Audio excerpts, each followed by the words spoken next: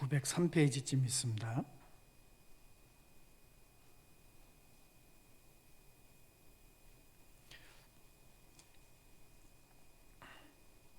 같이 한 목소리로 읽겠습니다. 시작. 우리가 바벨론의 여러 강변 거기에 앉아서 시온을 기억하며 울었도다. 아멘. 오늘은 느낌표, 기대에서 느낌표, 탄식으로 라는 제목입니다. 오늘 137편은요 이스라엘 나라가 멸망되고 나서 이 포로로 잡혀갔습니다. 바벨로니아에. 원래 찬양은 기쁨으로 또 감사로 하나님께 영광을 돌리는 거지만은요, 이 포로로 잡혀나고 나서 보니까 감사와 찬양보다는 탄식과 눈물이 나오는 겁니다. 그것이 오늘 이 137편 말씀의 제일 중요한 의미입니다. 감사주일입니다.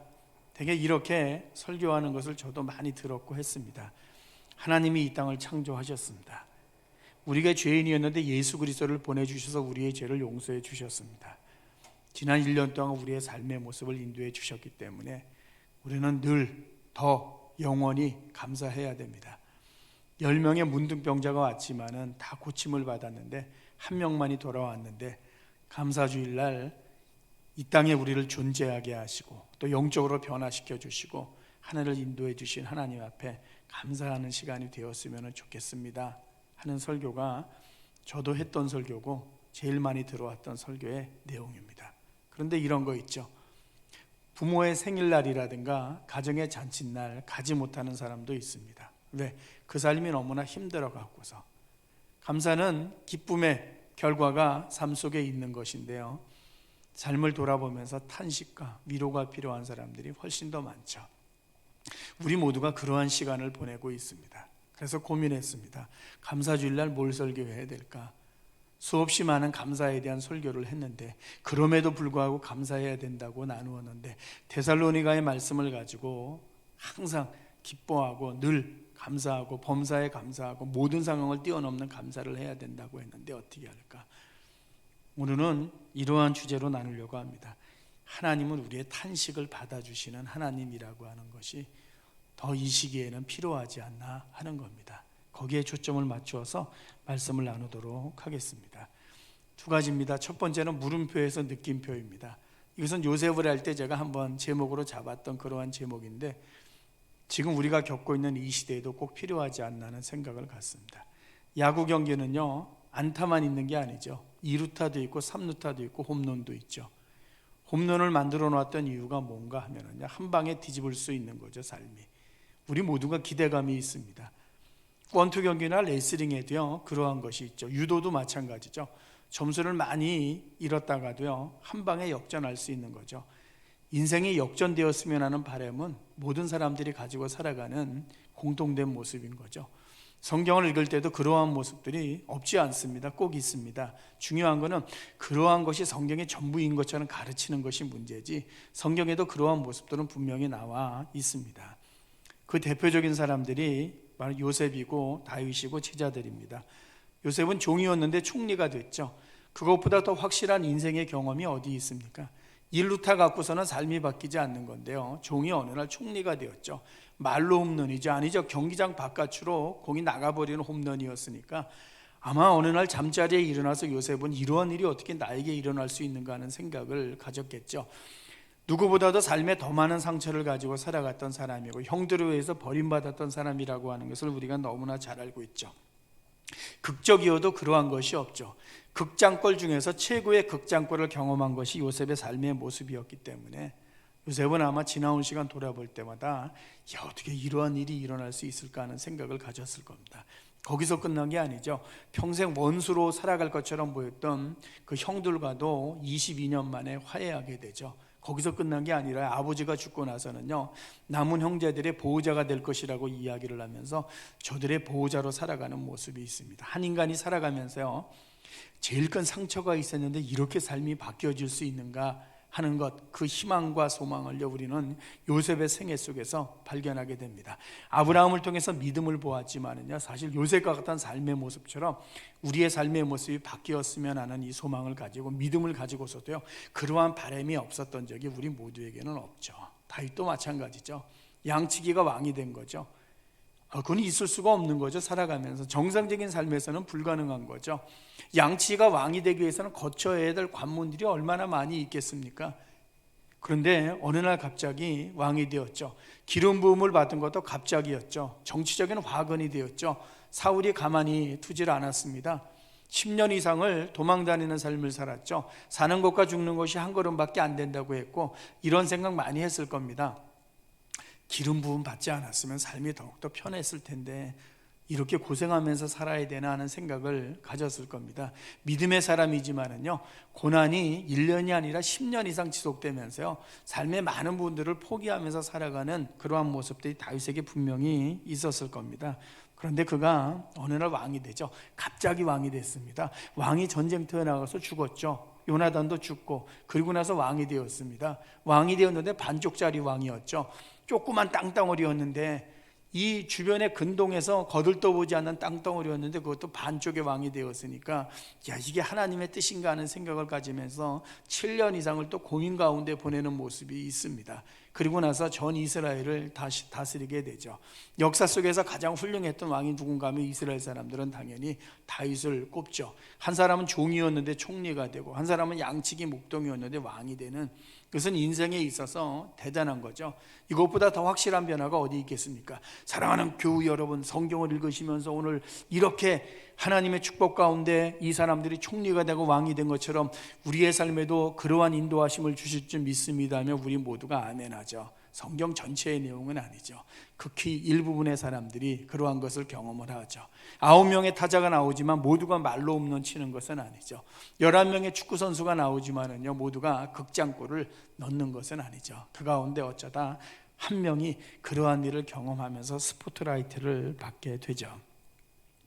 제자들이 예수님을 따라다니면서 물음표와 느낌표를 왔다 갔다 했죠. 물음표 뭐냐면 이분인가 하는 생각이 들었고요. 느낌표는요, 이분이네 하는 생각을 가졌죠. 시간이 지나가면서는요, 이분이구나 하는 확신이 제자들 가운데 들었는데, 그 드는 순간 사실은 착각이 들어오게 되었죠. 왜? 저들이 기대했던 메시아의 모습은 우리가 아는 것처럼 예수님이 생각했던 메시아의 모습과는 달랐기 때문에 그러하죠. 제자들은 앉아서 제자들끼리 모일 때마다 수없이 많이 이야기를 했겠죠. 저분인가 아닌가, 메시아인가 아닌가, 우리의 선생님이 정말 우리가 인생의 모든 것을 걸어도 될 뿐인가. 네, 제자들의 삶은 이미 도박과도 같은 것 아니었습니까? 어부를 하다가 다 때려치고 주님을 따른 것이니까 저들 입장에서 인생 도박이 없죠. 도박의 끝에 무엇이 기다리고 있을 것인가에 대해서 저들은 고민 안 했겠습니까? 주님을 따르고 있기 때문에 모든 것이 잘 될 거야 라고 생각했겠지만, 복음서를 읽어보면은 이게 끝이 어떻게 될 것인가에 대해서 저들도 굉장히 많이 고민하는 모습이 나오고 있죠. 그런데 예수님이 십자가에 죽습니다. 도망가죠. 허망한 거죠. 꿈을 접어야 되는 거죠. 모든 것을 걸었는데 이게 자기들에게 돌아오는 것이 아무것도 없는 거죠. 그러한 실망이 없는 거죠. 낙심하면서 고향으로 돌아가는 제자들의 모습도 성경 속에 나오죠. 부활한 예수님을 만나고 확실한 변화를 경험하면서 인생이 물음표로 끝나는지 알았는데 확실한 느낌표로 끝나는 것을 제자들이 경험하게 되죠. 오합지졸이었던 제자들이 교회의 지도자가 되죠. 요셉과 다윗과 제자들만 보면은요, 전과 후가 이렇게 다를 수 있는가 하는 것을 성경 속에서 발견하게 되죠. 예수를 믿으면서 이 땅을 살아가는데 이 땅의 삶의 모습들 가운데 우리에게 기대하는 것이 무엇이 있습니까? 그거죠. 물음표가 꼭 느낌표로 바뀌었으면 하는 것이 기도의 제목이고 소망이고, 오늘 주님 앞에 와서 했던 기도 가운데 제일 큰 거죠. 그건 기도해야 되는 겁니다. 이런 거 있죠. 여러분, 예수 믿으면서 그런 거 기도하면 안 됩니다. 욕심을 가지고 나오면 안 됩니다. 주님의 뜻을 구해야 되는 것이지 그런 거 아닙니다. 그건 좋은 설교라고 저도 옛날에 생각했는데요, 우리의 삶의 현실을 모르는 설교라고 생각을 합니다. 살아가면서 그러한 바람이 없는 사람이 없습니다. 왜? 천국에 가 있는 것이 아니기 때문에 그러하죠. 그러므로 이 아침에 예배를 드리면서요, 솔직히 내 마음을 들여다보면은요, 물음표가 있는 것들이 있죠. 그건 느낌표로 바꾸었으면 하는 간절함 속에 우리 모두 살아갑니다. 부부를 보거나 자녀를 보거나 삶을 보거나 주변을 보거나 일을 보거나 미래를 보거나, 그거 우리 안에서 지울 수가 없는 거죠. 그러므로 오늘 첫 번째 나누었던 이 물음표에서 느낌표는요, 우리의 삶에 꼭 필요한 것이죠. 저도 이것은 잊어버리지 않고 늘 기억하고 있습니다. 왜? 내 기도에 있어서도 제일 중요하기 때문에 그러하죠. 두 번째 오늘 제목입니다. 느낌표에서 느낌표로입니다. 기대에서 탄식으로입니다. 거기에 제목 하나 더 붙였습니다. 밑에 부제. 김광규 씨라는 제목입니다. 제목에 연예인 이름을 가지고 왔습니다.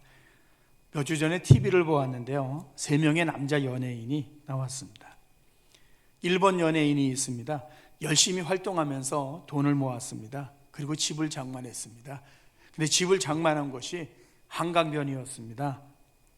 장만으로 끝난 것이 아니라 집 투자에 성공을 했습니다. 한강이 보이는 강남에 아파트를 구입을 했습니다. 그런데 더 중요한 것은 몇 년 사이에 그 연예인이 구입한 집이 10억이 올랐습니다. 한강 뷰를 볼 때마다 그 연예인은 생각했겠죠. 야, 내가 인생의 판단을 잘했구나. 그리고 열심히 달려왔기 때문에 이러한 결과를 얻는구나 하는 생각을 가졌을 겁니다. TV를 보는 패널들이 모두가 다 부러워했습니다. 아, 저 배우 정말 열심히 돈 모아갖고서 그 아파트 사더니 또 몇 년 사이에 10억 이상 올라갖고서 정말 부자가 되었구나 하는 생각을 모두가 하고 부러워했죠. 이번 연예인이 있습니다.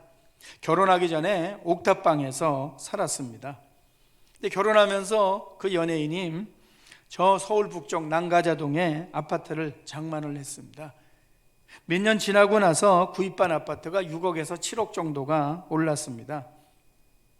그 이번 연예인은 결혼하면서 그리고 아파트를 장만하면서 몇 년 지나가면서 이 안정된 삶의 자리로 들어가게 되었습니다. 방송에 나와서 1번, 2번은요 이 모든 이야기가 진행될 때마다 어떤 생각을 가졌겠습니까? 야, 이거 정말 투자 잘했구나. 집을 위해서 산 거겠지만은요 투자를 잘했구나 하는 생각을 가지게 될 겁니다. 3번 김광규 씨입니다. 집을 살까 말까 고민하는 그에게 전문가가 이야기를 했습니다. 집값이 앞으로 떨어집니다. 그 조언이 그의 뇌리에 박혔던 것 같습니다. 이번 연예인이 결혼하기 전에 김광규 씨에게 이야기를 했습니다. 광규 씨, 내가 여기 지금 서울 북쪽에 아파트 살려고 하는데 광규 씨도 같이 샀으면 좋겠어요 라고 권면을 했습니다. 3번 연예인은 전문가의 말을 들었습니다. 집을 구입하지 않고 강남에 월세로 이사했습니다. 몇 년 지나고서 3번 연예인은 아직도 월세로 지내고 있습니다. 순간의 선택이었습니다. 그 몇십 분이 대한민국에 지금 부동산의 어려움을 보여주고 있다고 하는 기사도 많이 떴습니다. 그 선택 때문에 몇 억의 차이를 가져왔습니다. TV가 나오고 나서요 신문방송에 이러한 기사가 나왔습니다. 3번 연예인의 생활이 오래간만에 그 프로에서 제대로 된 그러한 그 프로의 정신에 맞는 것을 보여주었다라는 기사가 떴습니다. 저렇게 솔직한 일상을 제대로 보여주고 있는 프로로 오래간만에 보았다라는 칭찬 일색이었습니다. 3번 연예인은 그런 칭찬을 보면서 좋았겠습니까? 웃었지만은 웃었겠습니까? 그가 웃었을 때 그 미소는 어떠한 미소였을까 하는 것을 한번 생각해 보시죠. 어쩌면 안타까운 장면일 수 있지 않겠습니까? 살아가면서 우리 모두의 지난 몇 년을 돌아보게 되면은요 1, 2번일 수 있고 3번일 수 있는 거죠. 비단 집 문제뿐만 아니라 살아가면서도 그러할 겁니다.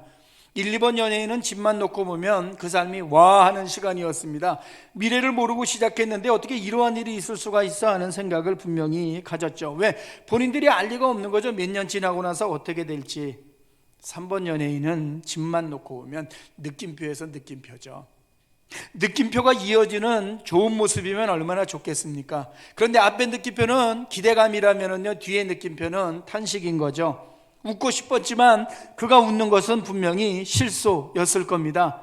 그 한 번의 실수로 내가 이렇게 살아가는구나 하는 생각을 가질 겁니다. 느낌표는 늘 좋은 의미가 있습니다. 와하는 감탄사죠. 언어로 표현할 수 없는 것을 부호로 표현하는 거죠. 느낌표 몇 개 보내면은요 이 사람의 마음이 무엇인가 하는 것을 그 기호 속에서 우리는 발견하게 되죠.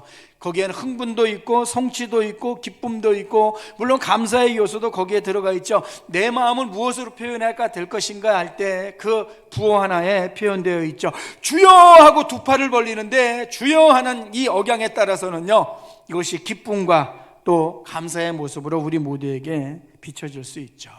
동시에 느낌표는 탄식을 담고 있죠. 안타까운 거죠. 아직 이루지 못한 아쉬움이죠. 계속 이 길을 가야 하는가 하는 생각을 드는 거죠. 자신의 모습을 보면서 주여 하는 것이 아니라 주여 하는데, 그 주여 속에서는 기죽고 어깨를 늘어뜨리는 모습, 그것도 느낌표 하나로 표현할 수가 있죠.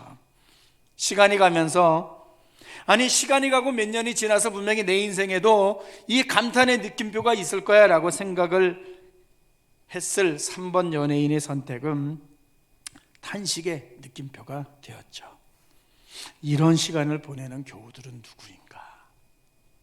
우리 가운데 분명히 그러한 모습이 있지 않습니까? 그분들은 부모의 생일날 가면서도 불편하고 가기 싫을 수도 있고, 가족의 잔칫날 발걸음이 떼지지 않는 것처럼 감사주일날 이야기를 하면서 가정에 있었던 좋은 일 나누고, 자녀들 이야기하고, 일터의 일 나누고, 미래의 일 나누면서 그 이야기를 들으면서 맞장구를 쳐주고 있지만은 마음속에서는 계속해서 탄식의 느낌표를 적어가면서 더 괴로운 시간으로 보내는 사랑하는 사람들도 분명히 있겠죠. 집은 너무나 중요하죠. 이스라엘도 그러했습니다. 구약에서 신약을 한번 보시면 집에서 집으로 읽어도 전혀 문제가 되지 않는 거죠. 제일 중요한 핵심이 집과 땅으로 관통되어지는 단어가 구약과 신약에도 나타나고 있죠. 이스라엘이 이집트에서 나왔죠. 집이 없었죠. 천막에서 살았죠. 40년이었습니다. 1세대는 천막에서 살다가 죽었습니다. 그렇게 사는 것이 불만이었습니다. 알고 있었습니다. 어차피 사막을 지나가려면 이동성이 중요하니까 천막이야 라고는 거 알고 있었지만은요, 불만일 수밖에 없었습니다. 왜 빠르게 가는 길이 있는데 40년을 돌아가는 불만들이 저들에게 있었습니다. 가나안에 들어가게 되자 희망이 생겼죠. 정착 생활인 겁니다. 비록 유목 생활이 저들의 삶의 패턴이었지만은요, 정착하고 싶은 마음이 저들에게 생겼던 거죠. 왜? 사유재산이나 또 정착에 대한 꿈은요, 모두가 가지고 있는 거죠. 집이 생기고 사유재산이 생기게 되었습니다. 문제는 신분의 차이를 낳게 되었던 거죠. 이스라엘이 정착하자마자 빨리 다른 나라들의 사회처럼 되어갔던 겁니다. 하나님이 원하시는 모습으로 무엇인가 하는 것을 생각하기도 전에 빨리 일반 사회화 되어가는 모습이 이스라엘에게 나타났죠. 그런데 더 안타까운 것은 경제 상황이 나아지질 않았습니다. 왜? 이스라엘 주변에 있는 나라들은 이미 오래전부터 정착 생활을 해온 나라들이었는데, 그래서 정치, 경제, 사회, 문화적으로 이 단단한 토대 위에 세워져 있는데 이스라엘은 그렇지 않았던 거죠. 그러니까 괴로운 겁니다. 시간이 지나가면서 생각을 했죠. 이 어려움을 해결하려면 어떻게 해야 되나? 그것은 거의 400년 동안의 고민이었습니다. 300~400년이 지나고 나서 저들이 선지자를 찾아가서 이야기했죠. 왕을 주십시오 라고 이야기를 했습니다. 왜? 왕이 있으면 나라의 토대를 안정되게 만들어갈 수 있고, 정치, 경제적으로 이 나라의 어려움을 아주 해결할 수 있을 것이라고 기대감을 가졌죠. 왕이 등장하면서 소망을 가졌죠. 하나님이 도와주시고 왕도 있으니까 빠른 시간 안에 중진국이 되고 선진국이 될 것이라고 기대에 부풀었죠. 역시 삶은 나아지지 않았죠. 왜? 국방력과 경제력이 주변의 강대국들을 뛰어넘을 수가 없었죠. 힘들고 어려운 일이었습니다. 그것은 역사 속에서 몇 번의 느낌표, 이것이 우리에게 생겨나면서 이 판이 뒤집어질 줄 저들은 알고 있었습니다. 그런데 살아가면서 수백 년 동안 역시 탄식의 느낌표가 계속되어졌죠. 정치체제에 익숙하지 못하다 보니까 나라는 계속해서 반란이 일어나고 정변이 일어나는 모습들이 계속해서 생겨나게 되었습니다. 그리고 미약한 왕들이 나타나게 되면서요, 이 국민들이 나라의 왕을 걱정해야 되는 그러한 지경들이 오래되었죠. 왕들도 이 나라를 다스리려고 하다 보니까 아내 문제뿐만 아니라 주변의 강대국들 사이에서 나라를 지켜가는 것이 너무나 어려워서 여기 붙었다 저기 붙었다 하는 이 정책을 펼 수밖에 없었죠. 그러다가 이쪽에 붙어야 되는데, 왜? 지금 신은 강국인데 옛날에 이 함께했던 나라에 붙어버림으로써 남쪽과 북쪽이 비참하게 멸망을 당하고 역사 속에서 사라지죠. 이스라엘 역사 속에 땅을 제대로 차지한 적이 있나? 없습니다. 괜찮은 집에서 저들 떵떵거리며 선진국이 되었다고 이야기하던 시간들이 있나? 없죠. 신약에 들어가니까 나라도 이미 없어졌죠. 세금도 많이 되죠. 힘들고 고통스러운 거죠. 여러 나라의 지배를 계속해서 받게 되죠. 이스라엘의 절기는 감사절기죠. 모두 이스라엘은 역사 속에서 이 감사절기를 잘 지켰을까? 못 지켰죠. 안 지켰습니다. 성경 읽어보시면은요, 그때 지키고 나서 수백 년 지났는데 아직도 못 지키고 있었다라는 성경 구절이 등장하죠. 기억을 중요시하는 사람들이죠. 기억을 중요시하는 거는요, 망각이 없는 민족이라고 했죠. 그럼 감사절기도 당연히 망각하지 않는 그런 민족성을 가지고 있음에도 불구하고요, 이거죠, 감사할 거리가 없는 거죠. 살아가면서 보면은 감사절기를 망각하면서 살아가는 거죠. 왜? 절망적인 일들의 연속이었죠. 아픈 역사의 연속이었기 때문에 그러하죠. 구약의 이스라엘 사람들이 겪었던 삶의 어려움이라고 하는 것은 바로 여기에 있었습니다. 봄, 여름 지나서 가을이죠. 다시 재확산되고 있죠. 탄식이 많은 부분을 차지하죠. 더 그러하죠. 뒤집어져서 추수감사절 되면은, 크리스마스 되면 감사와 기쁨의 시간을 더 많이 보낼 거라고 하는 희망을 가지고 달려왔는데 그렇지 않죠. 주여 하면서 고백할 줄 알았는데 주여 하면서 탄식의 시간으로 우리 이 시간들을 보내고 있죠. 우리 모두의 마음 아닙니까? 이게 안타까움이죠. 이게 괴로움이죠. 때로 우리의 영적인 모습을 맡고 있는 장애물처럼 느껴지기도 하죠. 세 번째, 추수감사주일입니다. 지난 시절 돌아보면은요, 설득된 감사도 있었습니다. 용서해 주셨는데, 너에게 생명을 주셨는데 무엇을 못 드리니? 우리의 모든 것을 드려도 되지, 무조건 감사해야지. 그럼에도 불구하고 감사도 하나님께 나아가야지. 맞습니다. 제가 오늘 그거 부정하려고 하는 거 아닙니다. 아무리 어려워도 그 감사는 뗄 수가 없죠. 내가 아무리 삶의 어려움을 겪어도 부모의 은혜를 잊을 수가 없는 것처럼요, 영적으로 하나님이 함께 하시는 사랑과 은혜를 잊을 수가 없죠. 그러나 발걸음이 떼지지 않는 자녀의 모습과도 같은 모습이 내 안에 있는데, 이거 어디로 가져가야 되겠습니까? 친구에게 가야 되겠습니까? 누구에게 가져가야 되겠습니까? 가져갈 수 있는 데가 없는 거죠. 내 이야기를 할 수 있는 그러한 것이 없는 상황 속에 있는 사람들에게 하나님은 감사만을 요구하는 하나님인가 보면 우리의 탄식을 들으시는 하나님이라고 하는 것이 더 확실한 하나님의 이해가 아니고 우리가 성경과 삶 속에서 만나는 하나님의 진정한 모습 가운데 하나가 아니겠느냐 하는 거죠. 강요된 감사도 있었죠. 감사하지 않으면 신자가 아닌 것처럼 배은망덕을 공격받았던 적도 있죠. 이런 말씀 들으면 한없이 약해지는 모습을 발견할 때가 있었죠. 이런 고민하시죠. 이 정도 믿었는데 감사주일에 무엇을 가지고 나갈까? 무엇을 기뻐하실까? 이스라엘의 고민이었죠. 미가서에서도 등장하고 모든 성경에 등장하고 있죠. 오늘은 이거죠. 상한 마음을 내놓고 드려도 되죠. 그게 부모죠. 그 품에 안겨서 우는 거죠. 왜 감사하지 않냐고 부모가 이야기하겠습니까? 함께 울죠. 그게 부모의 마음이고 하나님의 마음 아니겠습니까? 어쩌면 우리의 삶의 한 부분은 3번 연애인과 같은 그러한 모습들 한 부분 있을 겁니다. 그 마음 그대로 하나님 앞에 드려도 되지 않겠습니까? 웃어야 되는데 웃음이 안 나오는 거죠. 한강을 볼 수가 없죠. 내 이름으로 등기되어 있는 집 하나 없죠. 일터와 사업이 어떻게 될지 모르죠. 그거 그대로 주님 앞에 나온다고 뭐라고 하시겠습니까? 주님, 나의 삶을 아시죠, 주님. 이 탄식하면서 보내고 있는 삶의 시간들 주님 아시죠? 주님, 2020년 초에는 정말 이럴 줄 몰랐습니다. 여러 달 전으로 돌아가고 싶습니다. 주님, 아버지. 기대의 느낌표가 아니라 아버지. 불신입니까? 배은망덕입니까? 은혜를 모르는 그러한 신자입니까? 그렇지 않죠. 내가 3번 연예인의 부모라면 그 TV 방송을 보고 웃었겠습니까? 저 녀석이 인기를 끌고 있네, 그렇겠습니까? 하나님이 우리의 부모라면 웃으시겠습니까? 아파하시지 않겠습니까? 그 아들에게 문자를 보내서 느낌표 수없이 많이 표시하시면서 너를 향한 내 마음이 이 마음이야 하고 하나님이 말씀하시지 않겠습니까?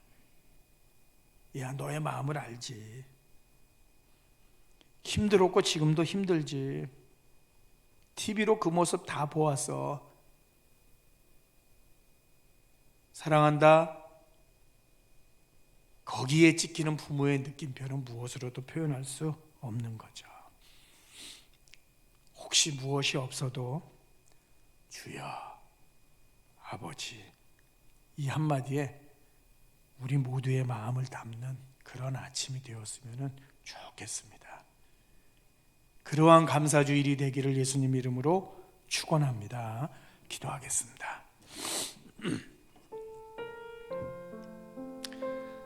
물음표에서 좋은 느낌표로 바뀌었으면 정말 좋죠. 입술로 감사하시고 삶으로 감사하십시오. 그러나 느낌표에서 느낌표로 가는 삶의 모습 가운데 있다면요, 그 마음 그대로 주님 앞에 드리는 시간이 되었으면 좋겠습니다.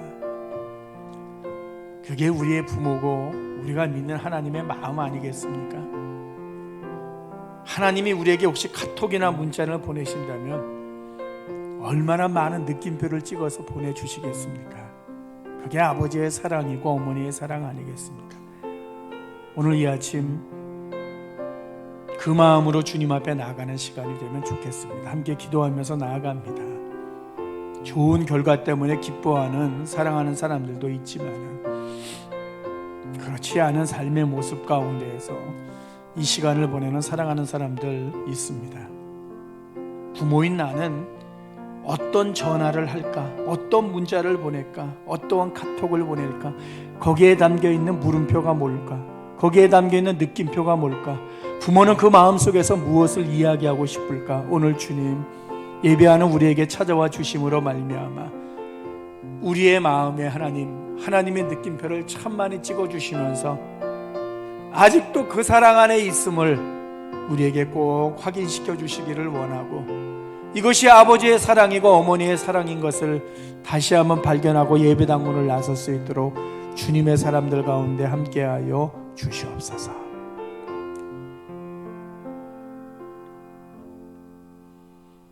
교우들 가운데 그 느낌표 하나 속에 모든 것을 담았지만은 탄식과 또 하나님의 위로를 기다리는 주님의 사람들이 있습니다. 저들과 함께 해주시기를 원하며 그 마음 그대로 주님 앞에 드립니다. 하나님의 품에 안기는 아침이 될 수 있도록 주님 꼭 도우시고 함께하여 주시옵소서. 예수님 이름으로 기도하옵나이다. 아멘.